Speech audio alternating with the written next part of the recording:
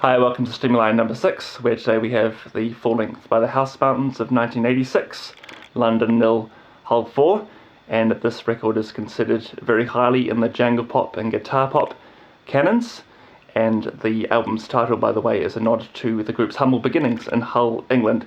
So the band was comprised of 4 members, these being Paul Heaton, the vocalist and lyricist, Stan Collymore, the guitarist, Norman Cook, the bassist, and of course Hugh Whittaker, the drummer. So you might know that Norman Cook later went on to form Fatboy Slim, and that's a good starting point with this record because of course Norman Cook with Fatboy Slim drew on a lot of influence. That's what really made the sound, and this band was no different really, in that they incorporated elements of Motown, soul, barbershop a cappella, like you hear with Caravan of Love, another song of theirs, and so on. So definitely a wide pool of influence that they were drawing upon during the making of this record. So I just wanted to touch on that initially, because otherwise the songs themselves are premised on 4 chords usually. For example, the song Get Up Off Your Knees, I believe, only contains 5 chords total, so that's a great example, and the other tracks really follow that pattern, so they're almost quite formulaic, but they're sprinkled with this sort of mature musicianship, or mature influence at least, with the harmonies and so forth.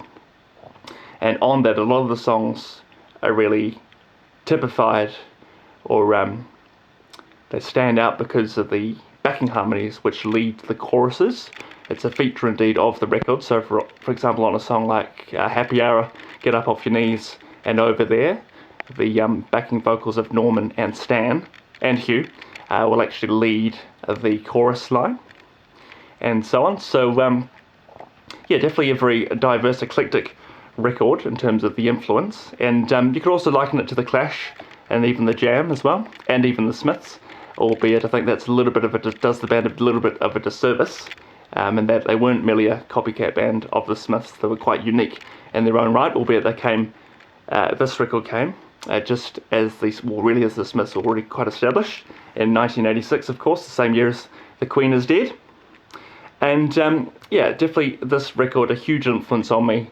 Like I say, the songs are incredibly likeable, bouncy, bubbly, poppy, catchy, and instantly accessible, albeit they disguise the often thinly veiled political themes and sentiments of Paul Heaton across many of the songs. So he was a socialist and I believe a Christian at the time, and he otherwise had quite strong Marxist views.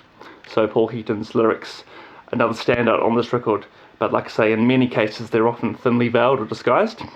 For example, a song like Sheep is a great example, and so forth. Otherwise, tracks like Think for a Minute and Flag Day, the band's first single, bear this out as well. So there you have it. That's the Housemartins full-length record of 1986, London Nil, Hull 4.